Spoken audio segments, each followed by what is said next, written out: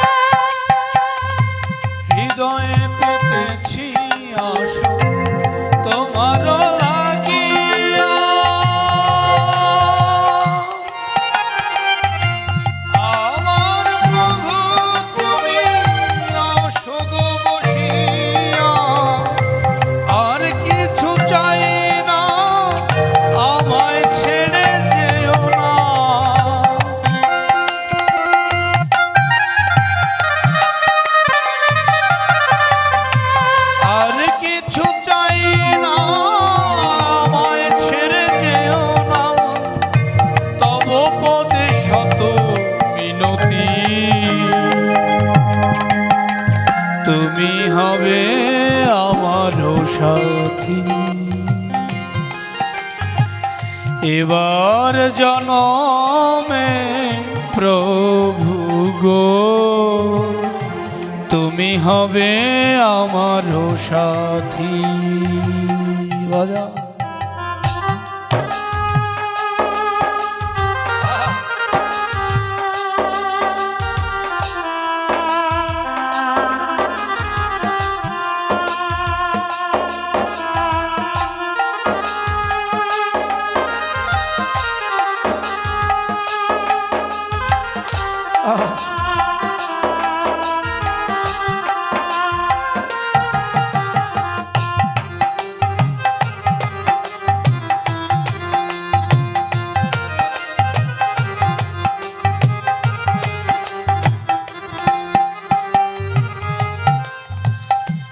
জনমে জনমে রাখিও স্মরণে, জীবনে মরণে রাখিও চরণে।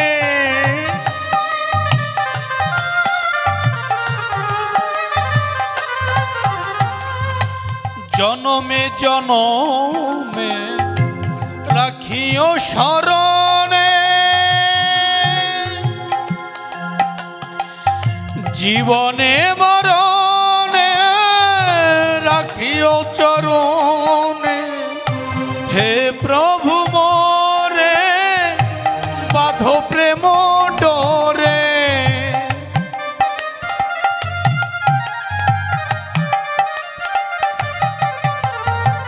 হে প্রভু মোরে বাঁধো প্রেম ডোরে। তব পদে শত মিনতি।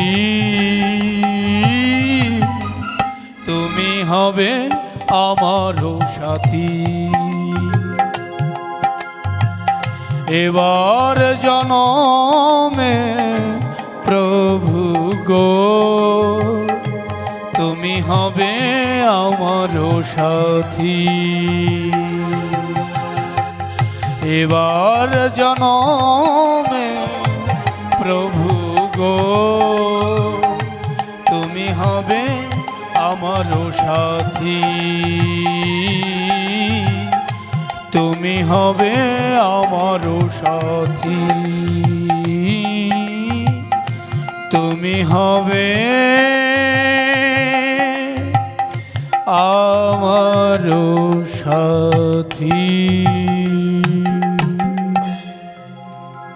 জয় গৌর জয় রাধেশ্যাম। আমরা ভজন কীর্তন করলাম, এখন আমরা ভাগবতের সেই অমীয় ধারায় প্রবেশ করব। আজকে আমরা জানার চেষ্টা করব কোন ভক্তির মাধ্যমে গোবিন্দকে পাওয়া যায়, আমাদের ভক্তির রূপ কেমন হওয়া উচিত, ভক্তির রস কেমন হওয়া উচিত, অন্তরে কীরকম ভক্তি রাখা উচিত, আদৌ কী কর্ম করলে আমরা গোবিন্দের সেই শ্রীপাদ পদ্ম অর্জন করতে পারব। দেখুন আমাদের ভাগবত শাস্ত্র, বাবা পাশে বসে কথা বলা যাবে না, সাইলেন্ট থাকতে হবে। অনেক দেরি করে আসরে উঠছি, আমার আগে একজন বক্তা কথা বলে গেছেন, উনি অনেকগুলো কথা আপনাদের বলে গেছেন। যদি কিছু না গিলে থাকেন তাহলে ভাগবত কথা শুনতে আসবেন না। আমি ওখানে দাঁড়িয়ে দাঁড়িয়ে অনেক সময় শুনেছি, উনি অনেক কিছু বলে গেছেন। এগুলো যদি অন্তরে ধারণ করতে না পারেন তো ওনার পরে আমি আসরে উঠেছি, কিছু ধারণ করতে পারবেন না, কোনো ফল নাই, ফলাফল জিরো হয়ে দাঁড়াবে। একদম সাইলেন্ট থাকবেন সবাই, একদম নিরিবিলি বসে বসে হরি কথা শুনবেন। যদি শুনতে ইচ্ছে না করে দয়া করে উঠে চলে যাবেন এই জায়গার থেকে। ভক্তের মতো ভক্ত একজন আসরে থাকা দরকার, 100 ভক্তের দরকার নাই আমার। একজন ভক্ত থাকবে আসরে যে কথার মধ্যে প্রেম খুঁজে পাবে, ভাগবত প্রেম। বাবা যার যার বাচ্চাকে সামলান, যার যার বাচ্চাকে সামলান। ভাগবত প্রেমের জিনিস। ভাগবত মানে হচ্ছে প্রেম,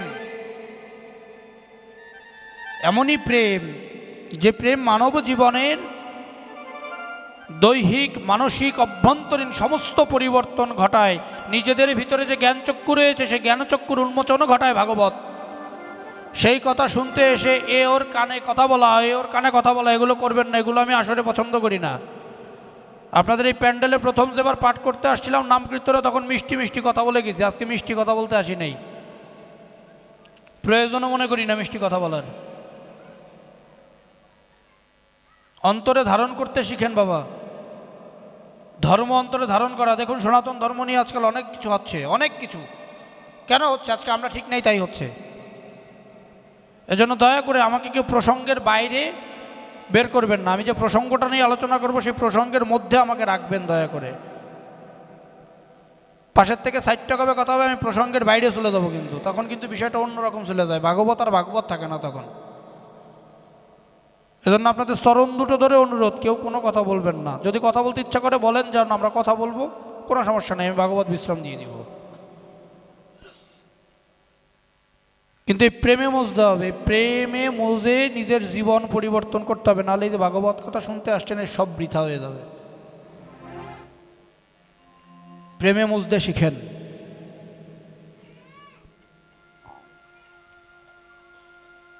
তো যেটা বলছিলাম,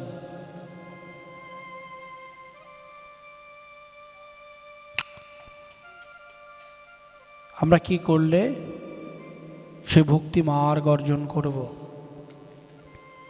ভক্তি মার্গের উদ্দেশ্য কোথায় আমাদের? এই যে মানবকুলে জন্ম নিয়েছি, এই মানবকুলে জন্ম নেওয়ার পরে আমাদের সেই ভক্তি মার্গে যাওয়ার পথটা কোথায়? কি মাধ্যম করলে আমরা সেই ভক্তি মার্গে যেতে পারব?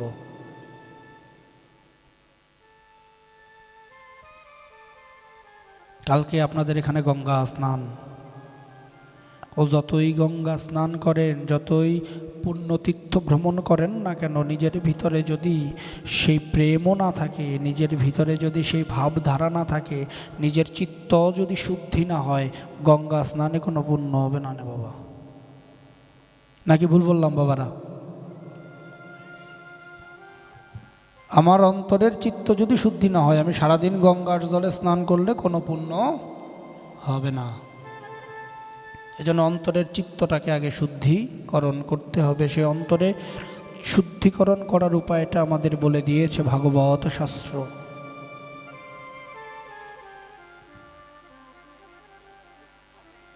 আমাদের কর্মের উদ্দেশ্য, মত, পথ,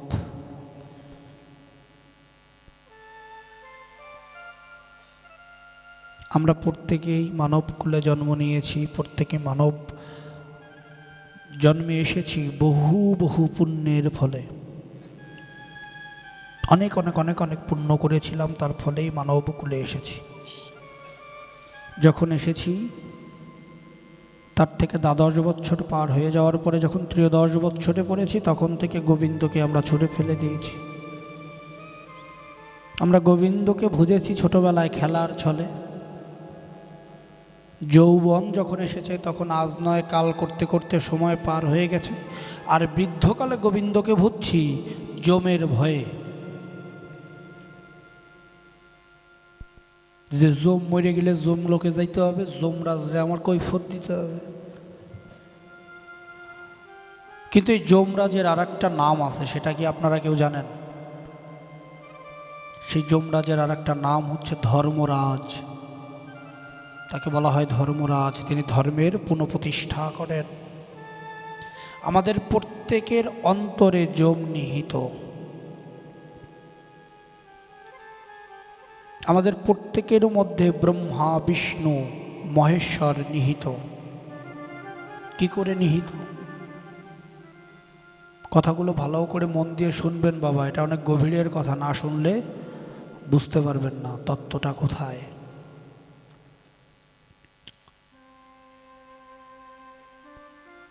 ব্রহ্মাকে সৃষ্টি করেছে কে? বিষ্ণু। ক্ষীরোদ সাগরে অনন্ত নাগের উপরে শুয়েছিলেন, অনন্ত নাগের উপরে শুয়ে নাভি পদ্ম হতে ব্রহ্মাকে উৎপত্তি করেছেন, তাই না? এখন আমি যদি বলি যে এখানে যারা উপস্থিত রয়েছেন আপনারা প্রত্যেকে ব্রহ্মা, মানবেন আমার কথাটা? তাই এখন প্রশ্ন আসতে পারে না বাবা যে আমরা কি করে ব্রহ্মা হই? ব্রহ্মা তো ভগবান। কি বাবা, আসে নাই প্রশ্ন? আমরা যখন মায়ের গর্ভে থাকি, মায়ের এই পেটের মধ্যে অষ্টদল পদ্ম আছে। দেখবেন আগের যুগে ধাত্রী মায়েরা বলতো এই মায়ের পেটের মধ্যে অষ্টদল পদ্ম আছে, সেই পদ্মের মধ্যে কিন্তু আমার বিরাজ। আমি যখন পেট থেকে বের হই আমার মাথাটা নিচের দিকে থাকে, পাটা উপরের দিকে থাকে, এরপরে এখান থেকে এইভাবে বের হই পদ্মের মাধ্যমে। পদ্ম কোনটা? ওই যে আমরা জন্ম নেওয়ার পরে, বাচ্চা জন্ম নেওয়ার পরে মায়ের নাড়ি কাটে না, আমরা বলি না যে তো আমার নারী ছেঁড়া ধন, এটা বলি না বাবা। ওই নারীটা হচ্ছে পদ্মের শীষ। পদ্মটার ভিতরে আমার ঊর্ধ্বমুণ্ড হয়ে বের হলাম। তাহলে আমার সৃষ্টিকে আমার মা, তা আমার সৃষ্টি আমার মা, তার মানে আমার মাকে আমার কাছে বিষ্ণু। আমি কে? তাহলে আমি ব্রহ্মা, কারণ আমার দ্বারা আবার আমার পরবর্তী প্রজন্ম সৃষ্টি হবে, তাই না বাবা? তাহলে যম কে? যম আমি। কেন? কারণ আমি নিজে কামনা বাসনার বশীভূত হয়ে সমস্ত কুকর্ম, খারাপ কর্মে লিপ্ত হচ্ছি, কিন্তু আমার অন্তরে তো গোবিন্দ রয়ে গেছে। আমরা তো গোবিন্দকে মানি না। উদ্ধব, একটা গীতা আছে, এই গীতাটাকে পড়বেন আপনারা। গীতার নাম হচ্ছে উদ্ধব গীতা।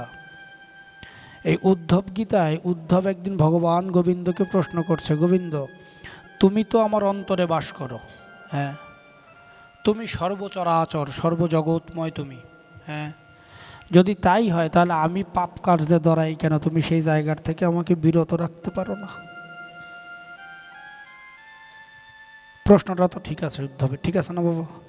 এখন গোবিন্দ উদ্ধবকে বলছে, উদ্ধব তোমার কথা মানি, তাহলে আমার একটা কথা নাও। কি কথা প্রভু?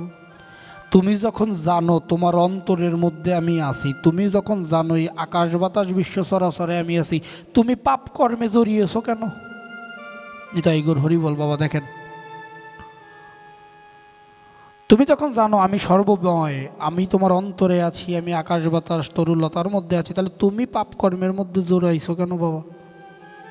তুমি তো তাহলে জেনে শুনে জড়াইছো। তদুপরি আমরা প্রত্যেকেই কিন্তু জেনে শুনে এই পাপ কর্মে জড়িয়েছি। এই পাপের জায়গার থেকে উদ্ধার হওয়ারও পথ রয়েছে। সে পথটাকে গুরুচরণ আশ্রয় করা, গুরুচরণ ধরে জীবন অতিবাহিত করা, গুরুকে সম্বল করা। একটা প্রবাদ বাক্য আছে, গুরু পরম ধন চিনলি নারে মন, অমূল্য রতন সে যে পতিত পাবন। গুরুকে, গুরুর কাজ কি, কেনই বা আমরা গুরুর কাছে যাই? এই গুরু তত্ত্বটা যদি জানেন, শিষ্যের কর্ম যদি জানেন, তাহলে আর কখনো আমরা কোনো পাপ কর্মে লিপ্ত হব না।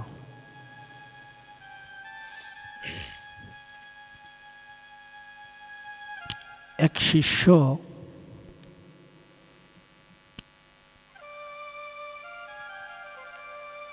গুরুপাঠে আছে, তার বাবা মা তাকে ছোটবেলা থেকে শাস্ত্র জ্ঞানে জ্ঞানী করেছেন, জ্ঞানী করে গুরুর চরণ আশ্রয় করিয়েছেন, গুরুর কাছে দিয়ে এসেছেন।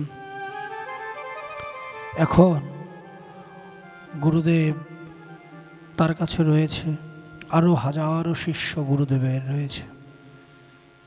এখন ওর ওই করুণ বদনখানা দেখে গুরুদেব কেন জানি না ওর প্রতি একটু বেশি ভালোবাসা চলে এসেছে।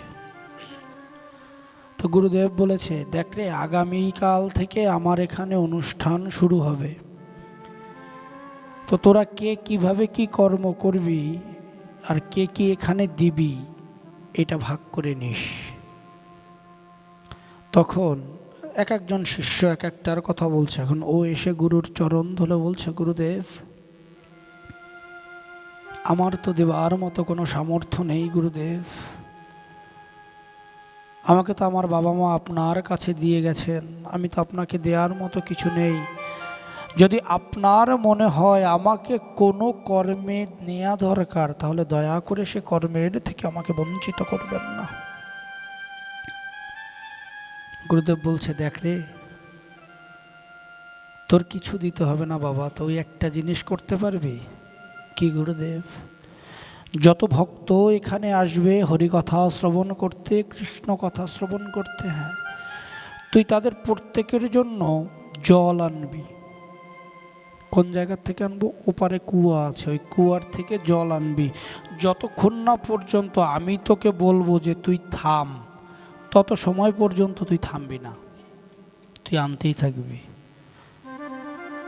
এবং এখানে যে শিষ্য, আমার যত শিষ্য রয়েছে, এদের যার কাজে আমি সন্তুষ্ট হব, আমি তাকে নিয়ে বৃন্দাবন যাব। দেখুন শর্তটা কি দিয়েছে গুরুদেব, আমি তাকে নিয়ে বৃন্দাবন চলে যাব।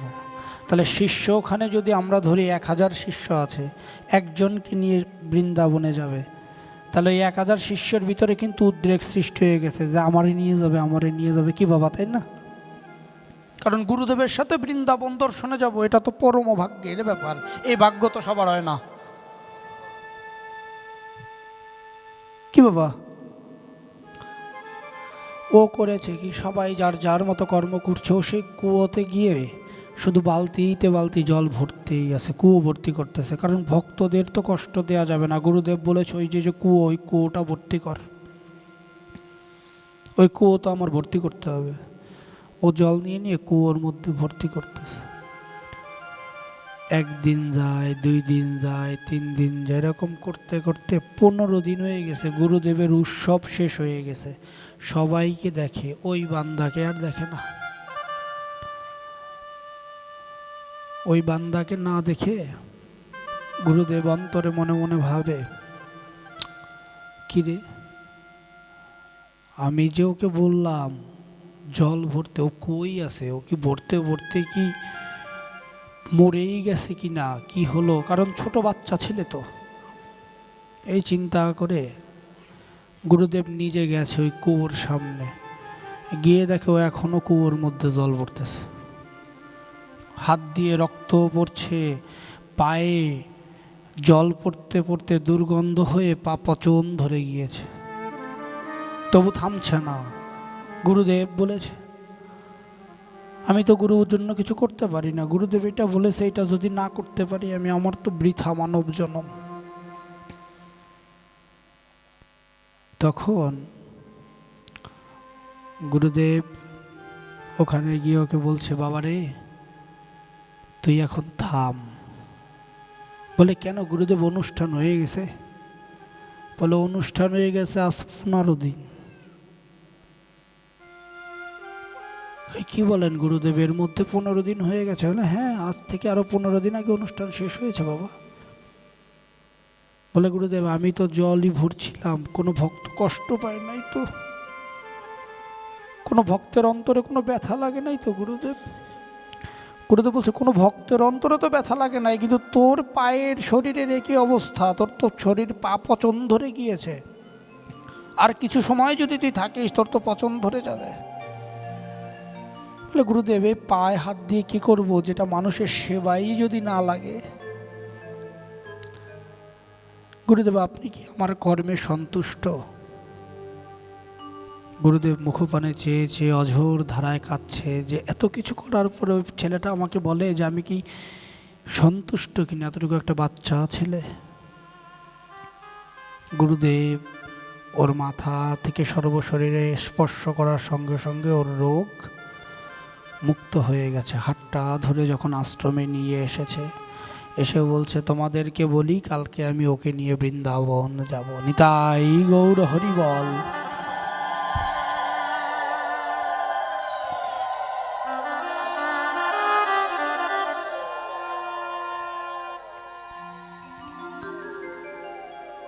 দেখুন এতগুলো শিষ্য কর্ম করলো, তার মধ্যেও শুধু সামান্য জল বলল, সেই জল ভরার কারণে ওরে নিয়ে গুরুদেব বৃন্দাবনে যাবে কেন? তার কারণ কি? আরও তো শিষ্যরা ছিল, ওই কেন? তার কারণ ও যখন কাজ করেছে, যখন এই জল ভরেছে, ওর মনটা শুধু ওই দিকেই ছিল। গুরুদেব বলেছে আমাকে কর্ম করে যেতে হবে, কোনো ভক্ত যেন জলের কষ্ট না পায়, ওই কাজটাই শুধু করে যাচ্ছে। ওর না ছিল ক্ষুধা, না তৃষ্ণা, না ঘুম, কোনো দিকে কোনো মোহ ছিল না। কারণ গুরুদেব বলেছে যত সময় না আমি ডাকবো তত সময় পর্যন্ত তুমি তোমার কর্ম বন্ধ করবে না। দেখুন গুরুদেব যখন বলেছে তোকে নিয়ে বৃন্দাবন যাব, ও গুরুদেবকে বলছে গুরুদেব গোবিন্দকে দেখিনি, জানি না কোনোদিন গোবিন্দকে দেখব কিনা, আদৌ কোনোদিন তার দর্শন আমি পাবো কিনা। তবে একটা জিনিস জানি, এই সুন্দর ভুবনে একমাত্র তুমি আমার ভগবান ছাড়া আর কিছু নয়। বলে কেন? বলে তার কারণ এই সুন্দর ভুবন, এই ভুবনে আমি তো গোবিন্দকে দেখি নাই। গুরুদেব আমার কর্মে যদি তুমি সন্তুষ্ট হয়ে থাকো, তুমি তো আমার কাছে পরম করুণাময় ঈশ্বর। গুরুদেব মুখপানে চেয়ে রয়েছে শিষ্যের দিকে, কি বলে? ভক্তি মার্গটা কোথায় বাবা? দেখেন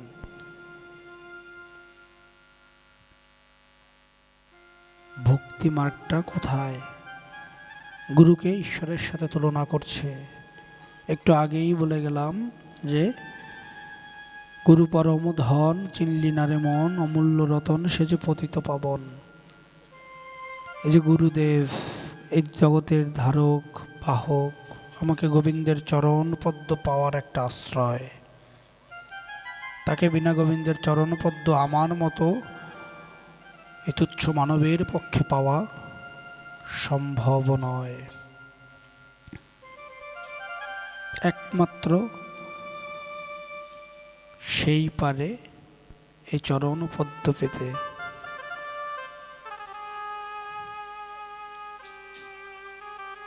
গুরুদেব যথারীতি তাকে নিয়ে বৃন্দাবনের উদ্দেশ্যে গমন করেছেন, বৃন্দাবনে নিয়ে গিয়েছেন। বৃন্দাবনে গিয়ে তাকে বলছে, বাবারে তোকে একটা কথা বলে যাই, এই বৃন্দাবনের ধুলামাটি এ যে কি খাঁটি জিনিস বাবা, এর প্রত্যেকটা জায়গায় আমার গোবিন্দ বিরাজ করে,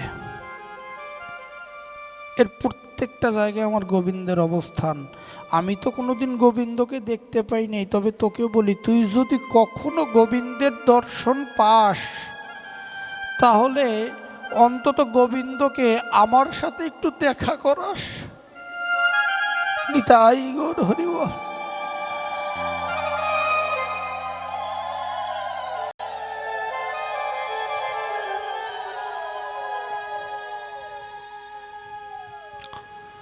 তুই যদি কখনো গোবিন্দের দর্শন পাস, তুই গোবিন্দকে আমার সাথে একটু দেখা করাস। বলে, গুরুদেব কি বলেন?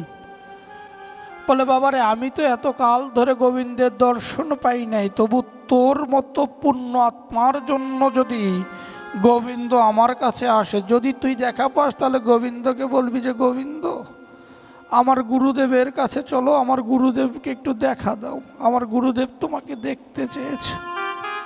এই কথা বলে শিষ্যকে ওখানে রেখে চলে এসেছে। শিষ্য বৃন্দাবনের মাটিতে রয়েছেন। সে বৃন্দাবনে এদিক ওদিক ঘুরে বেড়াচ্ছেন, কোথায় গোবিন্দকে পাওয়া যায়, কোথায় আছে গোবিন্দ। গোবিন্দরে পাইতে হবে, কারণ গুরুদেব বলছে গোবিন্দরে দেখবে। তাহলে গুরুদেব যদি গোবিন্দরে দেখতে চায়, ও কোথায় আছে ওরে খুঁজতে হবে আমার। ও এদিক ওদিক বিভিন্ন পানে খুঁজে বেড়াচ্ছে। কখনো বর্ষণা যাচ্ছে রাধারানীর বাড়িতে, কখনো গিরি গোবর্ধন পর্বতের মাঝে যাচ্ছে, কখনো বৃন্দাবনের ধুলায় গড়াগড়ি খাচ্ছে, কখনো কুঞ্জ বনে গিয়ে একাধারে কাচ্ছে। গোবিন্দ কোথায় আছে? গোবিন্দের দর্শন আমার পেতে হবে। গোবিন্দের দর্শন বিনা তো আমার জীবন অপূর্ণ, আমার গুরুর জীবন অপূর্ণ থাকবে। ভাবতে ভাবতে শিষ্য এদিক ওদিক এদিক ওদিক দিয়ে ঘুরছে। একদিন রাত্রবেলা শিষ্য বৃন্দাবনের নিধুবনের এক কোণে নীরবে ঘুমিয়ে রয়েছেন, আর দু চোখ দিয়ে জল ঝরছে। হঠাৎ করে কোনো একটা আতঙ্কে ওর ঘুম ভেঙে গিয়েছে। ঘুম ভেঙে গিয়ে এদিক ওদিক দিশাহীনের মতো খুঁজছে, কিছু একটা হয়েছে আমার সাথে, কিছু একটা আছে। এরকম করতে করতে এদিক ওদিক দিয়ে ঘুরছে, কোনো জায়গায় কোনো কিছু দেখে না। না দেখায় গোবিন্দের উদ্দেশ্যে বলছে, গোবিন্দ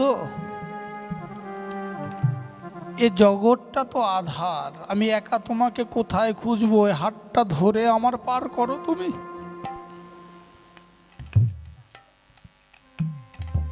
গোবিন্দ আড়ালে ওকে পরীক্ষা করছে, আরো হাঁটছে। হাঁটতে হাঁটতে গোবিন্দকে বলছে, গোবিন্দ আধার জামি একা আমি খুঁজি গো তোমার, তুমি হাত ধরে পার করে নিও গো আমার। আধার জামি একা আমি,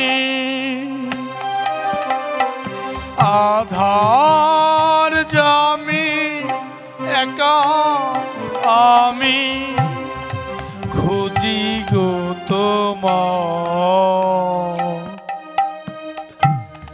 হাত ধরে পার করে নিও গো দয়া হাত ধরে পার করে নিও গো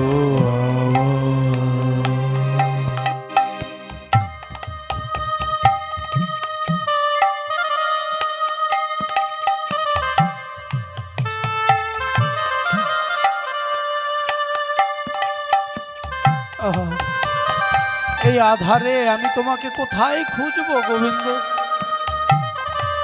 এই আধারে তো আমি তোমার কোথাও দেখা পাই না গোবিন্দ। তুমি আমার হাত দুটো ধরো, হাত দুটো ধরে এই চলার পথ আমাকে পার করে দাও, এই জরা জগতের বন্ধন থেকে মুক্ত করে দাও। নিতাই গৌর হরি।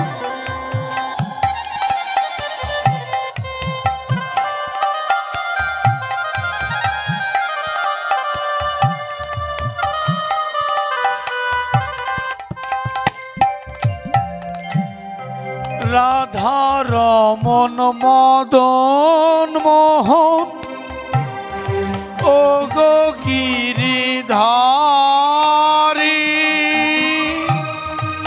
অহরহ বংশী ধ্বনি শুনি গো তোমারি।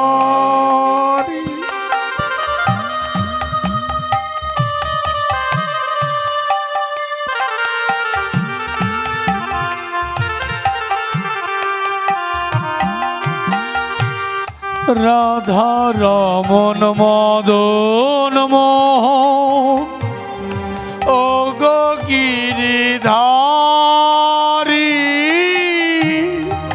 অহরহ বংশী ধ্বনি শুনি গো তোমারি। অভাজনে তুমি বিনে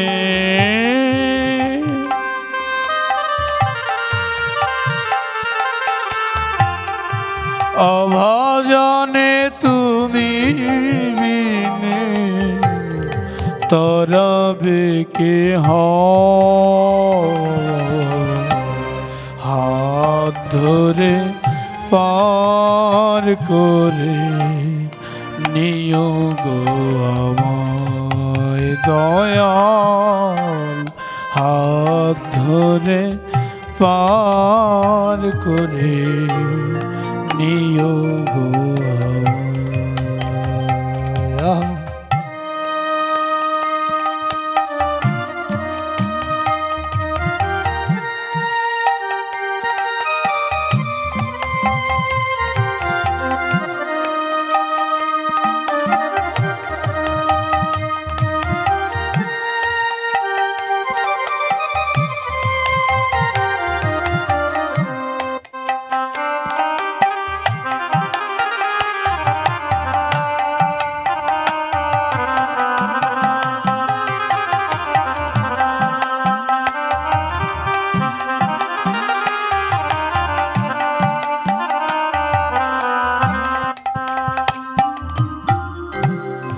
পিতা মাতা ভোগ নিভৃত দুটি দিনের দেখা, শেষের দিনে স্বজন বিনে যেতে হবে একা। নিতাই গৌর হরি বল।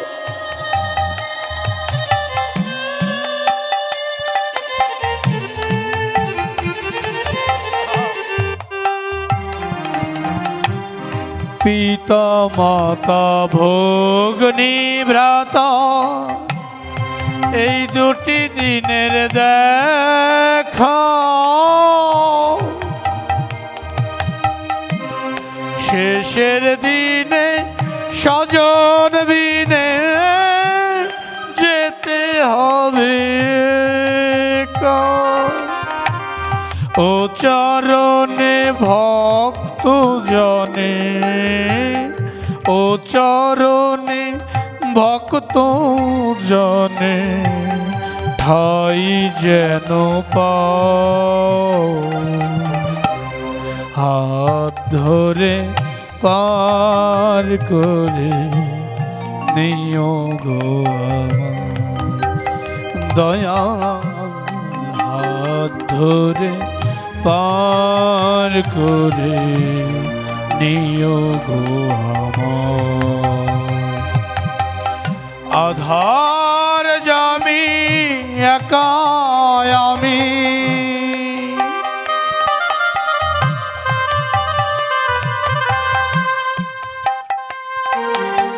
আধার জামি একা আমি খুঁজি গো তোমার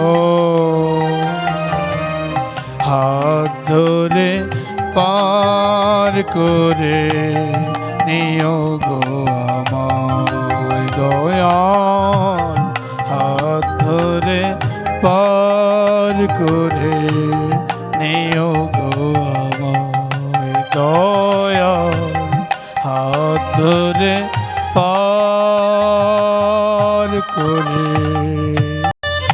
নিও গো আমার।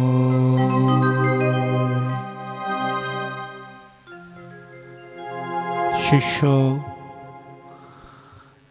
এরকম মধুর সুরে কীর্তন করতে করতে একা একা কুঞ্জবনের মধ্য দিয়ে হেঁটে চলে যাচ্ছে। হঠাৎ তার সামনে দেখে দিব্য যুগল মূরতি। ওটা দেখে শিষ্য হঠাৎ অবাক হয়ে চেয়ে রয়েছে। কি সামনে এত আলোর জ্যোতি, সামনে আলোর জ্যোতিটা কি, গিয়ে দেখি তো। এত রাত্রি তো এখানে এত আলোর জ্যোতি থাকার কথা নয়, মন্দিরের সমস্ত দুয়ারই তো বন্ধ।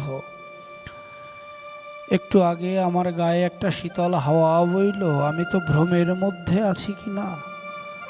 সারাদিন তো শুধু গোবিন্দ গোবিন্দ করে যাচ্ছি, না খিদা না তৃষ্ণা। হয়তো বা আমার ভ্রমই ছিল। তারপরে গিয়ে দেখি হয়তো ওইদিকে কোনো মন্দির রয়েছে, মন্দিরের আলো হয়তো বন্ধ থাকতে পারে, নাহলে এত আলো তো আসার কথা না যদি মন্দির খোলা না থাকে। বাবা ভক্ত ওই দিক প্রাণে শিষ্য হাঁটছে। হাঁটতে হাঁটতে গিয়ে দেখে আমার রাধা মাধব যুগল মূরতি ধরে বসে রয়েছে।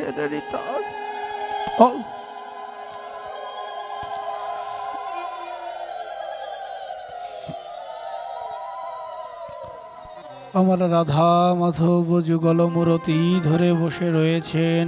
শিষ্য সেখানে গিয়ে তার চরণ ধরে কান্না করছেন আর বলছেন, গোবিন্দ তুমি আমাকে অবশেষে কি দর্শন দিলে।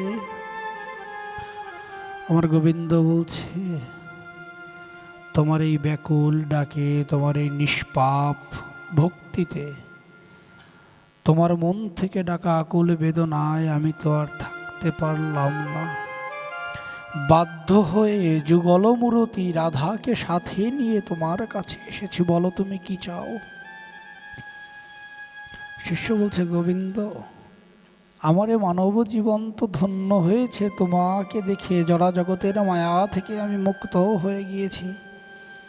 এই জড়া জগতের আর কোনো বন্ধন আমার নেই। তবে গোবিন্দ আমার গুরুদেবের ইচ্ছে ছিল যেদিন আমাকে বৃন্দাবনের মাটিতে দিয়ে যায়, সেদিন আমার গুরুদেব ইচ্ছে করেছিল যেন তোমার এই যুগল মূরতি সে দর্শন করবে। গোবিন্দ তুমি কৃপা করো, আমার সাথে আমার গুরুধামে একবার চলো আর আমার গুরুদেবরে একবার তুমি দেখা দাও। গোবিন্দ বলছে, এইটুকু তোমার ইচ্ছা? বলছে, হ্যাঁ গোবিন্দ এইটুকু আমার ইচ্ছা। শিষ্য সাথে করে গোবিন্দকে নিয়ে গুরু পাঠে এসেছেন। এসে বলছেন, গুরুদেব। বলে, বাবা। বলে, গুরুদেব আমি গোবিন্দকে সাথে নিয়ে চলে এসেছি। বলে, কি বলিস? বলে, হ্যাঁ গুরুদেব আমি গোবিন্দকে একা আনিনি, সঙ্গে শ্রীমতী রাধারানীকে সাথে এনেছি। গুরুদেব অবাক হয়ে চেয়ে রয়েছেন, কি বলে ও? বলছে, গুরুদেব এদিকে আসুন, আপনি দর্শন করতে চেয়েছিলেন যুগল মূরতি, আপনাকে দর্শন করাবো। যখন গুরুদেব আসলেন দেখলেন ওখানে রাধা গোবিন্দ স্বয়ং প্রকটিত হয়ে গুরুকে দর্শন দিয়েছেন। গুরুদেব রাধা রানীর চরণ যুগল ধরে বলছেন, মা, আমি এমন একজন শিষ্য পেয়েছি যার কারণে আমি আমার এই জীবন আজ উদ্ধার হয়ে গেল, আজ তোমার দর্শন পেলাম। যদি ওকে না পেতাম তাহলে হয়তো জন্ম জন্মান্তরেও আমি তোমার দর্শন, গোবিন্দের দর্শন পেতাম না। দেখুন, শিষ্য কি না পারে। একজন সৎ শিষ্য হলে, একজন সদ্গুরুর আশ্রয় নিলে ওই শিষ্যের মাধ্যমেও গুরুদেব উদ্ধার হতে পারে।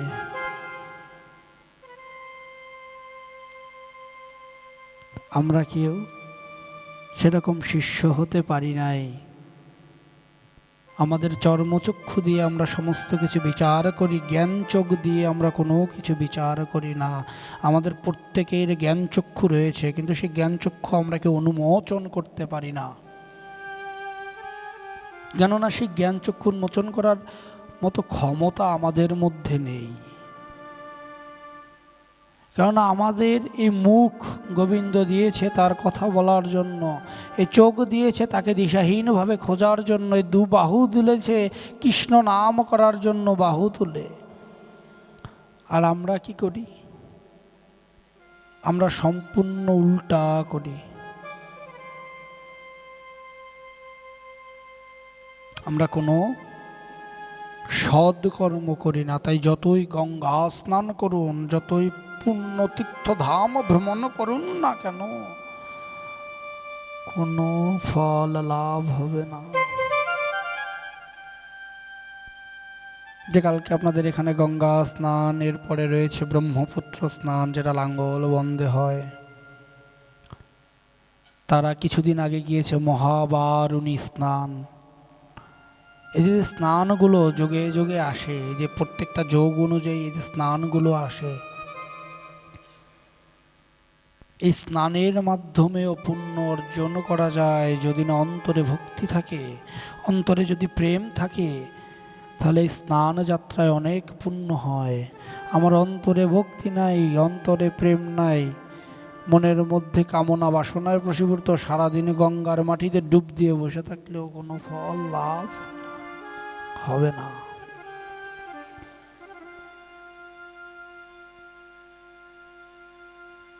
আর একটা কাজ করলেও কোনো ফল হবে না, সেটা হচ্ছে যদি বাবা আমাকে ভালো না বাসি, বাবা মার প্রতি শ্রদ্ধাশীল না হই, তাহলেও ওই গঙ্গা স্নানে পুণ্য হবে না। তাই পরীক্ষিতবালা তার একটা গানে গিয়েছিলেন, যতই যাও না মন্দির মসজিদ, যতই করো গঙ্গা স্নান, বাবা আমাকে না বাসিলে ভালো হয় না খুশি ভগবান। আছে না বাবা এরকম একটা গান?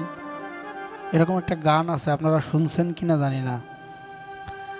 তাই যতই মন্দিরে যান, যতই মসজিদে যান, যতই গির্জায় যান, যতই গঙ্গা স্নান করেন, বাবা মাকে ভালো না বাসলে কোনো ফল হবে না। আজকে আমার বৃদ্ধ বাবা মা বাড়িতে, আমি আমার বৃদ্ধ মাকে ফেলে দিয়ে গেছি। মা বৃদ্ধ হয়ে গেছে, বউয়ের কথায় বৃদ্ধাশ্রমে রেখে এসেছি। আমার জীবনে পুণ্য তো দূরের কথা, নরককুণ্ড যে কটা আছে প্রত্যেক কটায় অর্ধেক অর্ধেক করে আমার আলাবে।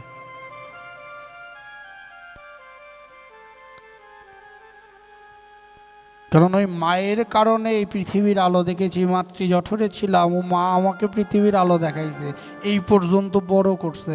সেই মাকে ফেলে দিয়ে চলে যাব নাকি? এত সোজা? তাহলে গোবিন্দের চরণ পাবো বাবা? রাধে রাধে কোনোদিন সম্ভব নয়, ও যতই কর্ম করি না কেন।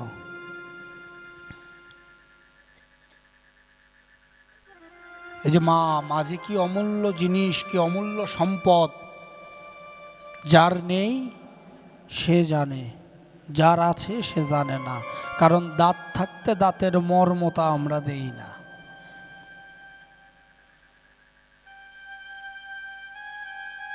এজন্য কেউ কখনো বাবা মাকে অসম্মান করিয়েন না। বাবা মা পরম জিনিস, পরম সৌভাগ্যের জিনিস।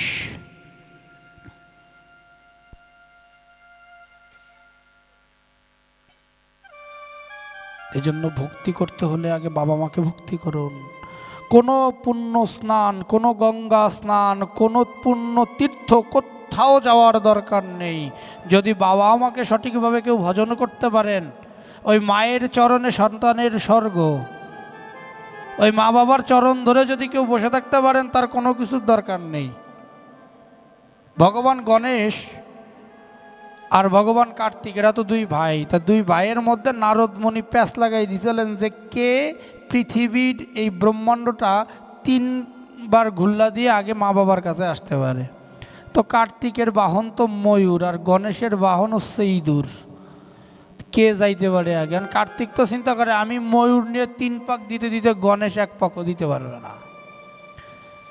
কার্তিক কি করছে, রেডি 1 2 3 বলার সঙ্গে সঙ্গে দৌড় দিছে। এখন গণেশ আর যায় না। এখন দেবী দুর্গা মা পার্বতী তাকে প্রশ্ন করছে, কিরে বাবা তুই যাস না? বলে দাঁড়াও দাদাই 2 পাক দিয়ে এসনি, আগে পাক 2টি দিক। তো কার্তিকের যখন 2 পাক হয়েছে, গণেশ 8টাকে এরকম জোর করে মাতা পার্বতী আর ভোলানাথকে 3টা পাক দিছে। বলে কি হলো? বলে সমস্ত বিশ্ব ব্রহ্মাণ্ডের মালিক তো আমার সামনে বসে আছে, আমি তো এইটারে পাক দিও ব্রহ্মাণ্ডতে কার্তিক যা দেখে আসছে আমি তা এখানে বসে দেখে নিছি, আমার ওই ব্রহ্মাণ্ড ঘোরার দরকার নেই। এখন আইসা দেখে মুক্তর মালা গণেশের গলায়। কার্তিক বলতেছে কি হলো ব্যাপারটা? ওই জায়গা দাঁড়াইছিল, আমি গুল্লা দিয়ে আসলাম, মুক্তর মালা ওর গলায় চলে গেল, ব্যাপারটা কি? তো স্বজন প্রীতি হয়েছে কি, তাই না? যখন প্রশ্ন করছে তখন গণেশ বলছে, এই যে বিশ্ব ব্রহ্মাণ্ড তুমি ঘুরে এসেছো, তুমি তো এক মুহূর্তের জন্য, তুমি তো এই মুক্তের মালার জন্য, মুক্তার মালার জন্য তুমি এত কিছু করছো। তুমি তো এক মুহূর্তের জন্য ভুলে গেছিলে যে বিশ্ব ব্রহ্মাণ্ড তোমার সামনে বসে আছে, যে ব্রহ্মাণ্ড তুমি এত সময় বসে অতিক্রম করে আসলে, এই সময়টা তুমি অযথা নষ্ট করলে, যে সময়টা আমার এই বাবা মার 4 দিক দিয়ে 3 পাক দিলে হয়ে যায়। এটা আমাদের শিক্ষা বাবা, প্রত্যেকটা ভগবান কিছু কিছু করে আমাদের শিক্ষা দিয়ে যায়। এটা আমাদের শিক্ষা যে আমার তীর্থ ভ্রমণের দরকার নেই, আমার পুণ্য স্নানের দরকার নেই, আমার গয়া কাশী বৃন্দাবন যাওয়ার দরকার নেই। যদি মার চরণ আশ্রয় করে থাকা যায়, বাবার চরণ আশ্রয় করে থাকা যায়, তাহলে সমস্ত তীর্থধাম ওইখানে চলে আসবে, আমার তীর্থ পর্যন্ত যেতে হবে না। নিতাই গৌর হরি বল।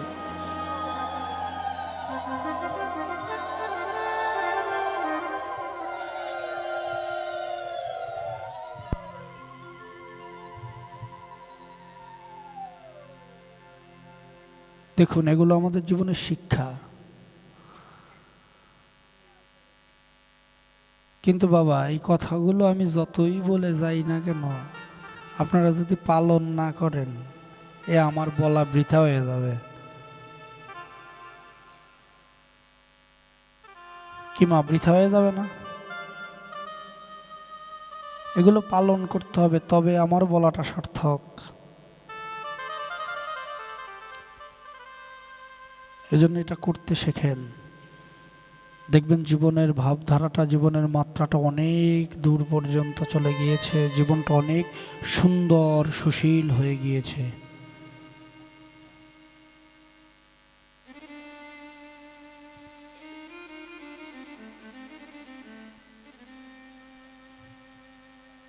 এজন্য কেউ কখনো বাবা আমাকে অশ্রদ্ধা করবেন না। গুরুদেব যদি কারো জীবিত থাকে, গুরুর প্রতি ভক্তি রাখবেন। গুরু প্রেম অনেক মহতি প্রেম, এটা বুঝতে হবে।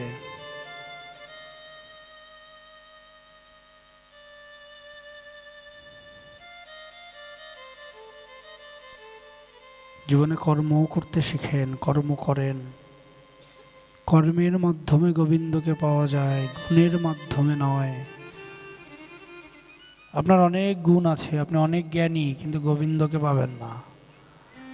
কিন্তু আপনি কিচ্ছু জানেন না, নির্বোধ, সবাই আপনাকে বোকা বলো, ধাবা বলে, কিন্তু আপনি যদি কর্ম করেন দেখবেন গোবিন্দ আপনার কাছে আসবে।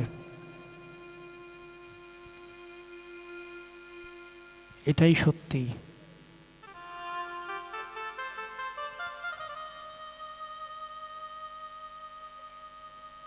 এই ভাবধারাটাকে বজায় রাখতে হবে, প্রেমটাকে বজায় রাখতে হবে, ভাবধারার সেই অঙ্গীকারে চলতে হবে আমাদের জীবনটাকে।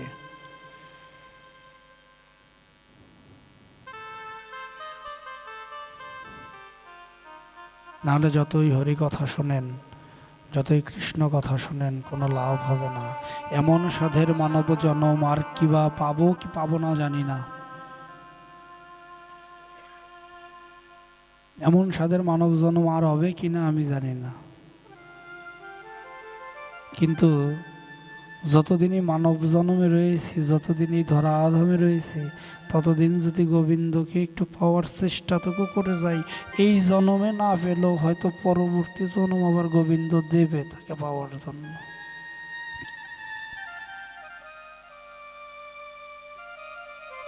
চুরাশি লক্ষ জন্ম করে ভ্রমণ, তারপরে পেলে মনে মানব জন্ম। 84 লক্ষ জন্ম ভ্রমণ করতে করতে করতে করতে এরপরে এই মানব জীবন এসেছে। এই জীবনে এসেও যদি গোবিন্দকে না পাই, এই মানব জীবন পাওয়ার জন্য কত দেবতা, কত দেবী অধীর আগ্রহে বসে আছে। যদি আমি একটু মানব জন্ম পেতাম, তাহলে আমি একটু গোবিন্দকে ডাকার স্বাদটা পেতাম। আর আমরা এই দুর্লভ মানব জন্ম পেয়ে সেটা আমরা হেলায় হেলায় হারিয়ে দিচ্ছি। কোনো কর্ম করছি না, গোবিন্দকে ডাকছি না, গোবিন্দ প্রেমে মগ্ন হচ্ছি না, সে ভাবধারায় যাচ্ছি না।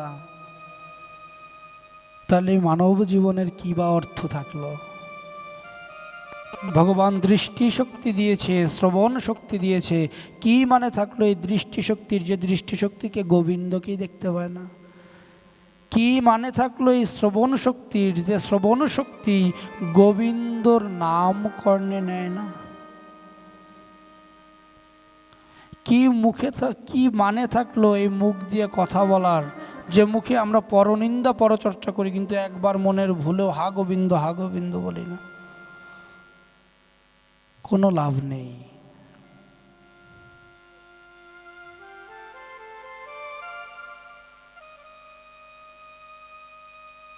এই জন্য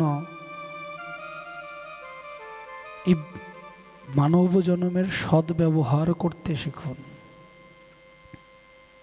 মানব জন্মের সঠিক উপায় খুঁজতে শিখুন। যেখানে ভক্ত সঙ্গ হয়, মধুর হরি কথা হয়, সেটাই মধুর বৃন্দাবন হয়ে যায়। যেই জায়গাটা এখন মধুর বৃন্দাবন, ভগবান বলেছে আমি হতে আমার নাম বড়, নাম হতে ভক্ত বড়, ভক্ত হতে ভক্তের চরণ ধুলি আরো বড়।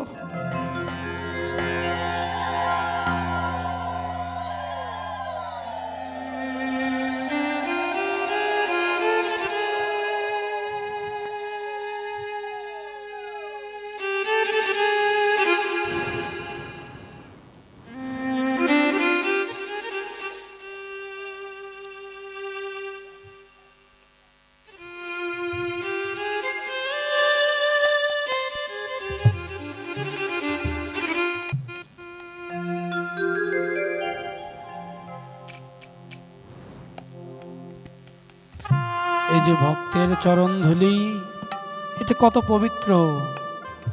এই ভক্তের চরণ ধুলি অঙ্গে মাখলে জীবনের প্রতিটা মুহূর্তে পাপ ক্ষয় হয়। এই ভক্তের চরণ ধুলির মাধ্যমে কোটি কোটি জন্মের পাপ ক্ষয় হয়, রোগ দূর হয়ে যায়। ভক্তের চরণ ধুলি অঙ্গে মাখলে এই মানব জীবন, এই যে মানব জীবনে মায়ার বন্ধনে রয়েছে, এই বন্ধন থেকে মুক্তি পাওয়া যায়। তাই আপনাদের কাছে অভাগার নিবেদন, দয়া করে কেউ কৃষ্ণ নাম মুখ থেকে ভুলবেন না। শোনো কৃষ্ণ ভক্তগণ, এই অভাগার নিবেদন, ওরে বান্ধব হারায় আমি এ ভুবনে, দয়া করো কৃষ্ণ ভক্তগণে, দয়া করো কৃষ্ণ ভক্তগণে।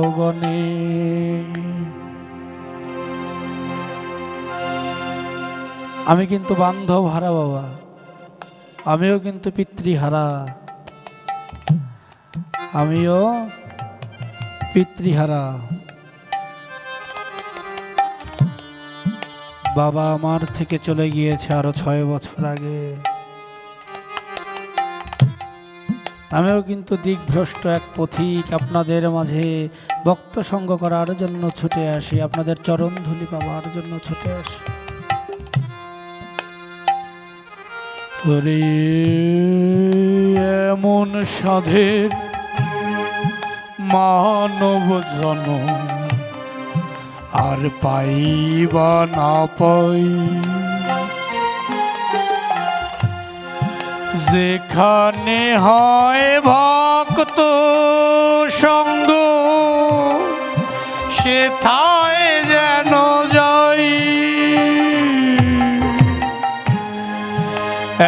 এমন সাধে মানব জনম আর পাইবা না পাই,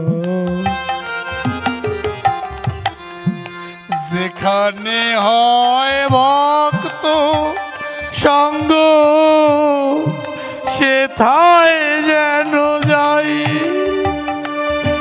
আমি মুখে কৃষ্ণ কৃষ্ণ বলি, অঙ্গে মাখি ভক্তি ধুলি। মুখে কৃষ্ণ কৃষ্ণ বলি, অঙ্গে মাখি ভক্তের ধুলি।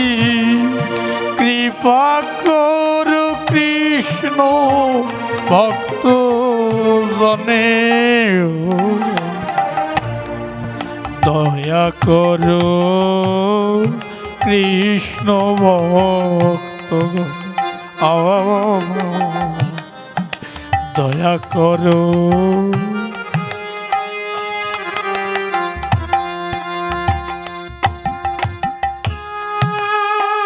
নিতাই গৌর হরি বল। এ মধুর ভক্ত সঙ্গ আর আমার জীবনে হবে কিনা, এই দুর্লভ মানব জীবন আর পাবো কিনা বাবা আমি জানি না। তাই দয়া করে সবাই চরণ ধুলি দিয়ে আশীর্বাদ করবে, যেন এ জন্মে না হয় বড় জন্মে গোবিন্দের দর্শন পেতে পারি।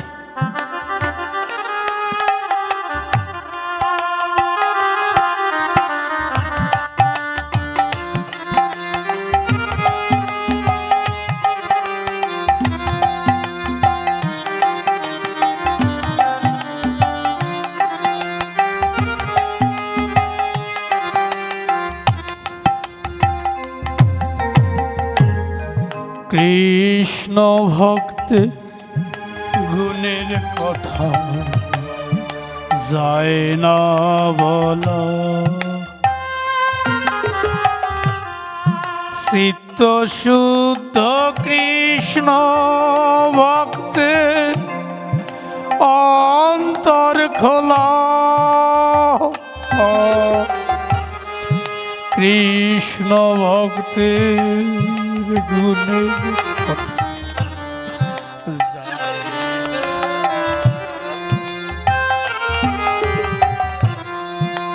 চিত্ত শুদ্ধি কৃষ্ণ ভক্তের অন্তর খোলা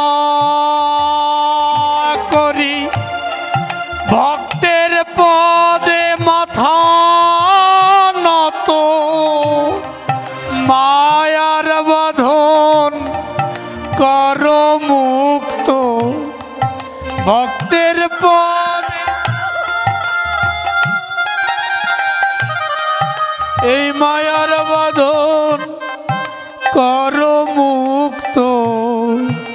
আছো যত কৃষ্ণ ভক্ত জনে, ও দয়া করো কৃষ্ণ ভক্তগণে, দয়া করো কৃষ্ণ ভক্তগণ।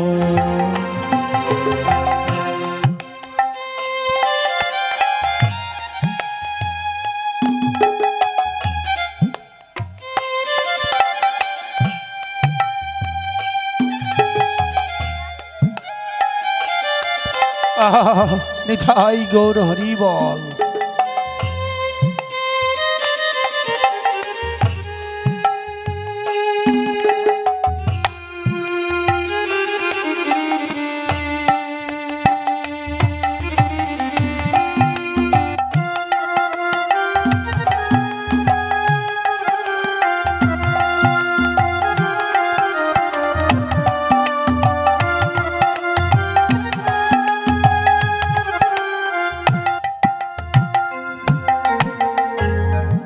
যেখানেতে প্রভুরি নাম সেথায় বৃন্দাবন, রাধা কৃষ্ণ যুগল রূপে দেয় দর্শন, যেখানেতে প্রভুরি নাম সেথায় বৃন্দাবন, রাধা কৃষ্ণ যুগল রূপে দেয় দর্শন। এই বাসনায় আমার মনে যাই বনে, এই বাসনায় আমার মনে যাই মধুর সেই বৃন্দাবনে, অন্য আশা নাই মোর এ ভুবনে। দয়া করো কৃষ্ণ ভক্তগণ আমার, দয়া করো কৃষ্ণ ভক্তগণ। নিতাই গৌর হরি বল।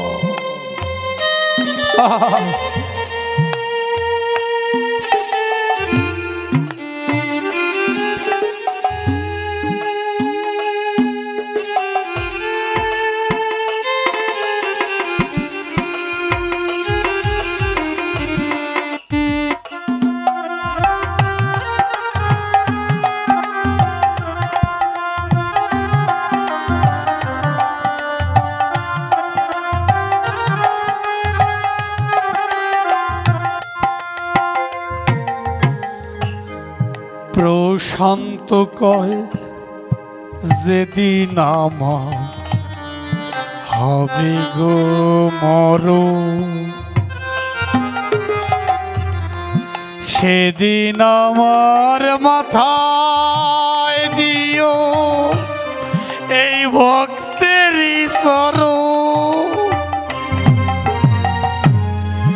প্রশান্ত কয় যেদিন আমার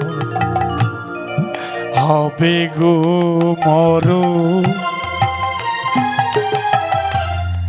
সেদিন আমার মাথায় দিও এই ভক্তেরই চরণ। আমি ভক্তের ধুলি মাথায় রাখি, দুই চোখে মুখ দিয়া আখি, ভক্তের ধুলি মাথায় রাখি, দুই চোখে মুখ দিয়া আখি, অন্য আশা নাই মোর এ জীবনে। দয়া করো কৃষ্ণ ভক্তগণ আমায়, দয়া করো কৃষ্ণ ভক্তগণ। শোনো কৃষ্ণ ভক্তগণ এই অভাগার নিবেদন, শোনো কৃষ্ণ ভক্তগণ এই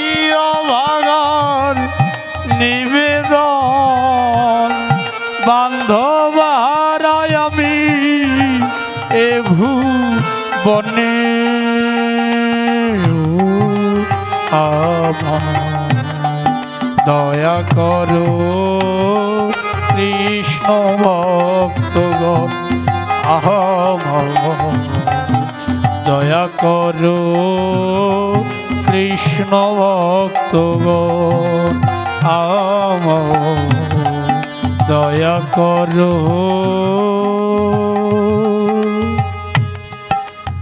এই কৃষ্ণ ভক্তগণ,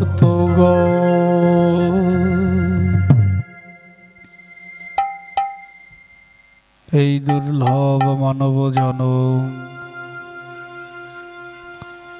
আর কোনোদিন পাবো কিনা জানি না। এই অধম আর কোনোদিন আপনাদের মাঝে এসে ভক্ত সঙ্গ করতে পারবে কিনা তাও জানি না বাবা।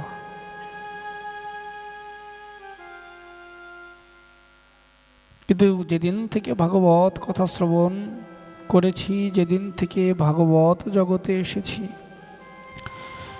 সেদিন থেকে একটাই প্রতিজ্ঞা অন্তরে করেছি, যতদিন আমার দেহে আমার প্রাণ পাখিটা থাকবে, যতদিন আমার পঞ্চ ইন্দ্রিয় আমাকে সাপোর্ট করবে, যতদিন এই কণ্ঠে সুর থাকবে, ততদিন আপনাদের মাঝে সাধু গুরু বৈষ্ণবের চরণ ধুলি খুঁজে বেড়াবো।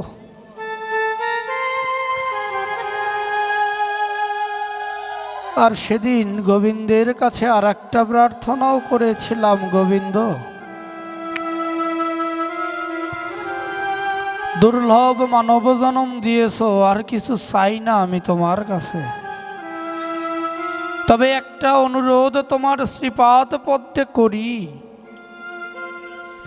যেদিন এই পৃথিবীর মায়া ত্যাগ করে আমার যাবার সময় হবে, যেদিন এই রঙ্গমঞ্চের অভিনয়টুকু আমার শেষ হবে, যেদিন আমাকে আমার নিজ ধামে চলে যেতে হবে, গোবিন্দ আমাকে ঘরে বসে তোমার কাছে নিও না। আমি তোমার চরণ দুটো ধরে নিবেদন জানাই, আমি যেন এই ভক্ত সঙ্গ করতে করতে তোমার কাছে যাই, আমার যেন এই ভাগবতের আসরে বসেই প্রাণ পাখিটা উড়ে যায়। আমি এটা গোবিন্দর কাছে প্রার্থনা করি। আমি যখন বাড়ির থেকে বেরোয়ে যখন কোনো আসরে যাই, আমি একটা কথাই গোবিন্দকে বলে যাই, আমার পাগল শ্রী জগদীশ পরমহংসদেব যার বংশে আমি এসেছি, তার কাছে একটাই মিনতি জানাই, পাগল নিয়ে যাচ্ছ, হয় সুস্থ মতো বাড়িতে আনবা, আর নয় যে আসরে নিচ্ছ সেই আসরে বসেই প্রাণ পাখিটাকে ত্যাগ করে আমার মৃত দেহটাকে তোমার বাড়ি পর্যন্ত আনিয়ে। আর কোনো চাওয়া পাওয়া নেই বাবা।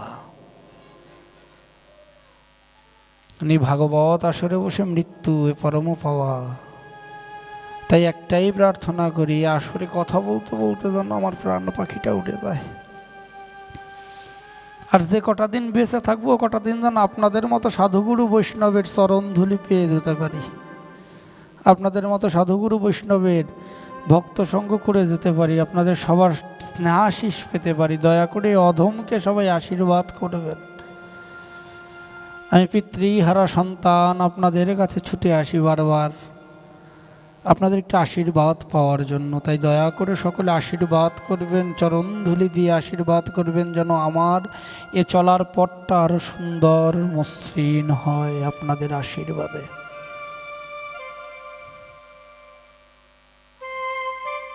আর কোনো চাওয়া পাওয়া নেই বাবা।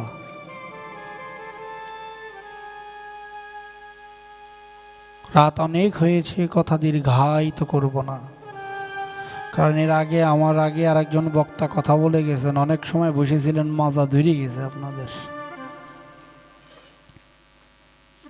এই জন্য আর কথা দীর্ঘায়িত করব না। তবে একটা কথা বলি, আমার আগের বক্তা একটা কথা বলেছেন যে কোনো ভাগবত পাঠক ভাগবতের আসরে গীতা পাঠ করে না, গীতা নিয়ে কোনো কথা বলে না। কি বাবা বলেছে না এর আগে? তো উনি হয়তো বিদায় নিয়েছেন, তো আপনাদের মাধ্যমে ওনাকে জানাই বা আমার এই যে ইউটিউব চলতেছে, ইউটিউবের মাধ্যমে ওনারে জানাই ভাগবত একটা জিনিস, শ্রীমদ্ ভাগবত গীতা এটা আর একটা জিনিস, দুইটা দুই রকম বাবা। গীতা হচ্ছে ভগবান গোবিন্দের মুখমিশ্রিত বাণী, যেটা কুরুক্ষেত্রে বসে দিয়েছিল, ওটাকে আমরা বলি জ্ঞান। আর ভাগবত হচ্ছে প্রেম। প্রেম দিয়ে গোবিন্দকে পাওয়া যায়, জ্ঞান দিয়ে গোবিন্দকে পাওয়া যায় না। তাই ভাগবতের আসরে গীতা চলে না, গীতা পাঠ আলাদা জিনিস, গীতা যজ্ঞ আলাদা জিনিস, আর ভাগবতীয় কথা, ভাগবতীয় আলোচনা আলাদা জিনিস। ভাগবতের সাথে গীতার কোনো সম্পর্ক নাই, গীতা আলাদা জিনিস। গীতা পড়বেন, আমিও বলি গীতা পড়বেন, কিন্তু সেটা দিয়ে জ্ঞান অর্জন করার জন্য।